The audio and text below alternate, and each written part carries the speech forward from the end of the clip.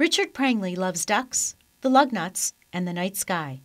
He loves his Charlene and is a treasured friend of many, including a Lansing State Journal columnist, the family who owns his favorite restaurant, and 4 Michigan governors. Richard is an avid collector and keeps a pristine home. He has known the heartbreak of rejection by his own family for having a disability. He survived the bitter legacy of 15 years of childhood spent in a state institution called Coldwater, labeled retarded, and a low-grade moron. And when Richard came to the proverbial fork in the road, instead of clinging to the victimization he knew well, Richard chose independence, relishing his role as taxpayer, homeowner, and employee. Richard also possesses a sense of destiny. Yeah, my birthday, December 1st, 1949, born in Grand Rapids, Michigan, in St. Mary's Hospital. I'm always the curiosity person. They label him because he was in a state institution, and he never should have been there in the first place because it wasn't anything mentally. It was because of being premature. He is slower in learning, and he has a hearing problem. So someone that will take time and have patience and work with him, he is normal as anybody else. In Coldwater, for those 15 years, he received no academic training whatsoever. I mean, that's really hard to imagine, but it was determined early in his life when he was a child that he was incapable of learning. And that actual phrase was used, that Richard was incapable of learning. I mean, just imagine that. And when you compare that with what he's made of his life, it's just astonishing. Life in an institution in the mid-20th century was indeed a lonely and loveless existence for a young child. Children like Richard developed skills to cope with abusive staff and residents who would hit or molest them. Staff tended to ignore what the victims reported. These were throwaway lives, children not even worthy of an education. It's amazing how well I do, not able to be like everybody else, never got the chance to learn to read or write growing up.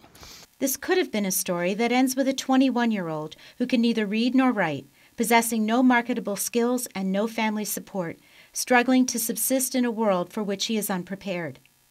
Instead, the remarkable Richard Prangley felt compelled to rise above his horrific childhood and dedicate his experiences to ensure that no more children would have to endure what he did, that those with disabilities also had the right to an education and a job, and of course, a loving family. When Richard was released from Coldwater at age 21, he worked a series of low-paying, unskilled jobs, always giving an honest day's labor for his pay. But Richard wanted more out of life. I knew what I was after, and I got it. And then that's when I came up with the idea, trying to save the old administration building, make it into a museum, and so forth. And that's how I started being an advocate, and I was blessed. The guardian angel was with me and carried this job out. He refers to his guardian angel as this force that has sort of allowed him to get past his history, and at every juncture, not just when he got out of Coldwater, but that wasn't the end of his setbacks. He got into financial trouble, he got into trouble with people not wanting him in the neighborhood, he had problems at work. So it's not like his life has been easy, but at every step of the way he's used that inner strength or whatever that is to get past those points. And he talks about these junctures in his life when things could have gone terribly wrong if he had taken a different avenue, and every time that guardian angel taps him on the shoulder and says, "You got to go this way." That's really what has been his salvation. Richard never had a civics lesson or a class in strategy, but he instinctively knew that he had to go to the top to get results. This who do I know that makes the big impact that help me get to know the right people. That's why I always been successful. One of his great gifts is that he doesn't anticipate the answer no. Although Richard couldn't read, he knew that the key to change was hidden in the records that documented his life in Coldwater. He arranged a meeting with his state representative, showed him the documentation, and convinced that legislator to introduce him to Michigan's governor. Went after him big time, because I went after the top. I started at the top because I didn't think they had no idea what went on in these institutions, and they need a wake-up call. And they got that wake-up call when I went and told Governor Milliken about all what happened in this place, boy. How he went right down there, man. I went all down there. We have a hearing down there, and we had the whole administrating staff down there in the big, large conference room and administration. Oh, I was scared of my shoes. You know, I want to go visit with all of my other friends, and Governor Milliken want me there on the right-hand side with him.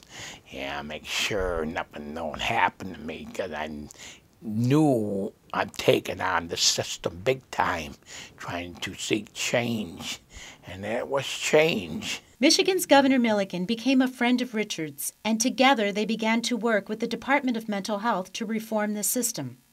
He also provided Richard with another opportunity, a job with the state of Michigan. Although Richard's job had him mopping floors and eventually delivering mail, he also became a unique consultant to the state, the voice of the recipient of service. Richard's ongoing advocacy on behalf of people with disabilities would also lead him to become a good friend of the next 3 Michigan governors, James Blanchard, John Engler, and Jennifer Granholm. It would be able to get programs into the community would serve these people better, get in school, in their own home, closer to their family, can be able to become productive citizen into society, not be warehoused and discarded out of mind, out of sight, like what happened to me. So what happened to me won't never happen to somebody else. Despite Richard's success in living independently, being self-supporting, and his amazing track record as an instrument of societal change, his family still persisted in believing that the advice received long ago to institutionalize him was correct. Most of his 10 siblings were not even born when he was put in Coldwater. Richard struggled with both the lack of family acceptance and his parents' tendency to discount his allegations of abuse at the hands of staff and residents. And I tried to tell my parents that, and they never did want to believe that. They'd take the supervisor's word. The most bitter part of all, I couldn't get my dad to believe me, all the abuse and the sexual abuse I grew up with, and abuse, you know, beating from the staffs all the time, doing what the staff telling me to do. They sort of owned me. You know, I didn't have no right to say yes or no. You can't be bitter. What happened is gotta turn to another sheet and trying to go on. And once he got that out of the way, given his personality, you know, he was able to, you know, get a job, you know, work, you know, 30 years for the state of Michigan in a good job with good benefits and good pay, you know, and then go on to buy a house, you know, and, you know, all the friends that he's made. But I think the key was overcoming that bitterness that could have kept him down all his life.